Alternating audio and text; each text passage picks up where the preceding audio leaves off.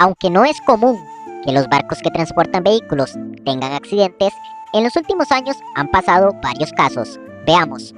En enero del año 2016, el barco Modern Express naufragó en el mar Cantábrico con una decena de equipo de maquinaria pesada y 3.600 toneladas de madera a bordo, ocasionando pérdidas millonarias.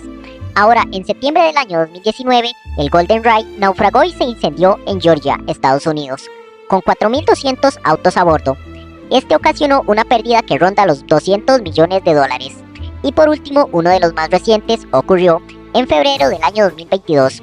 El barco Felicity Ice comenzó a incendiarse al sur de Portugal. Luego volcó y finalmente se hundió, con 3.828 autos de alta gama a bordo. Se estima que la pérdida ascendió a los 160 millones de dólares. Si te gustó este video, por favor dale me gusta, compártelo y suscríbete a nuestro canal.